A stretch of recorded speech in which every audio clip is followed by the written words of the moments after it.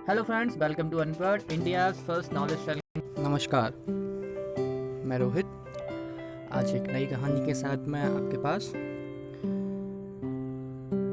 एक बार की बात है, एक गांव था जो ऐसी जगह बसा था जहां आने जाने के लिए एकमात्र साधन नाव ही थी, क्योंकि बीच में नदी पड़ती थी और इसके अलावा कोई आने जाने का रास्ता वहां पर नहीं था। एक बार उस पूरे गांव में महामारी फैल गई और बहुत सारी मौतें होने लगी। जो लोग बचे थे वो लगभग सभी लोग वहां से भागने लगे। लगभग सभी लोग वहां से जा चुके थे। पूरा गांव धीरे धीरे पूरा खाली होने लगा था। अब कुछ ही जो गिने चुने लोग थे वहां बच गए। अब आखिरी में एक नाविक वहां पहुंचा और बोला कि इसके बाद मैं नहीं आऊँगा, जिसको चलना है वो मेरे साथ चल दे।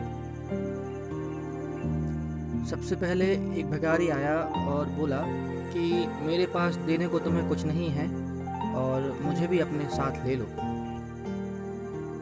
ईश्वर तुम्हारा भला करे। नाविक भी सज्जन पुरुष था, तो उसने कहा कि रुको, यदि जगह बच गई तो मैं तुम्हें ले जाऊंगा। धीरे धीरे करके नाव पूरी भर गई। सिर्फ एक ही व्यक्ति की जगह बची। नाविक भिखारी को बोलने ही वाला था कि इतने में आवाज आई, रुको, मैं भी आ रहा हूँ। यह आवाज जमींदार की थी, जिसको उसका परिवार उसका धन दौलत के प्रति मोह देखकर पहले ही छोड़कर जा चुका था। अकेला जमींदार ही अब उस गांव में बचा था। अब सवाल यह था कि किसे ले लिया जाए। तो जमींदार ने नाविक से कहा कि मेरे पास सोना चांदी है, हीरे जवाहरात हैं, मैं तुम्हें सब दे दूंगा, तुम मुझे ले चलो।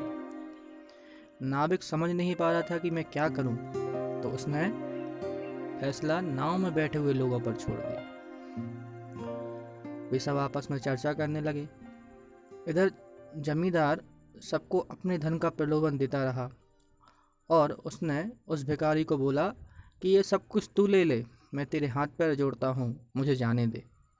तो भिखारी ने कहा कि मुझे भी अपनी जान बहुत प्यारी है, अगर मेरी जिंदगी ही नहीं रहेगी तो मैं इस धन दौलत का क्या करूँगा। जीवन है तो जहान है। तब सभी ने मिलकर एक फैसला किया। ये फैसला किया कि इस जमींदार ने आज तक हमें लूटा ही लूटा है। ब्याज पर ब्याज लगाकर हमारी जमीन अपने नाम कर ली और माना कि ये भिखारी हमसे हमेशा मांगता रहा, पर उसके बदले में इसने हमें खूब दुआएं दी हैं, तो हम इस भिखारी को साथ में ले ही चलते हैं। बस हो गया फैसला। इसी तरह ईश्वर भी हमारे साथ न्याय करता है। जब अंत समय आता है, वो सारे कर्मों का लेखा जोखा हमारे सामने रख देता है और फैसले उसी हिसाब से होते हैं। फिर रोना गिड़गिड़ाना काम नहीं आता। सब कर्म साथ होते हैं तो उन्हीं का फल मिलता है। युग श्री पंडित श्री राम शर्मा आचार्य जी ने कहा है, जैसी करनी वैसा फल, आज नहीं तो निश्चित कर।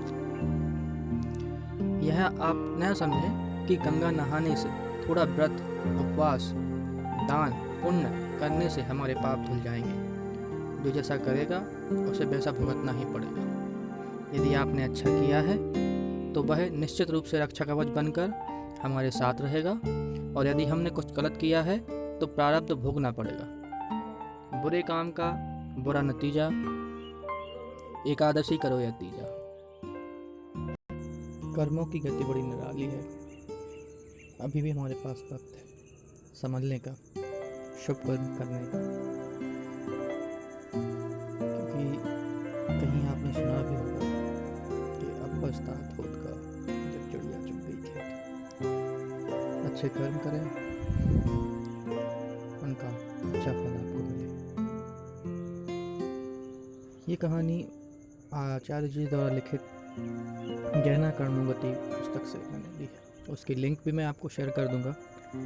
अगर आप ये पुस्तक पढ़ें, अपने जीवन जीने का तरीका समझें और अपने अनुभव हमारे साथ साझा करें। आप भी अपनी कहानियाँ हमें भेज सकते हैं, रिकॉर्ड करें, अपनी वॉइस में हमें भेजें। सबसे अच्छी कहानियों को हम अपने प्लेटफॉर्म पर भी शेयर करेंगे। सभी को मेरा सादर नमस्कार।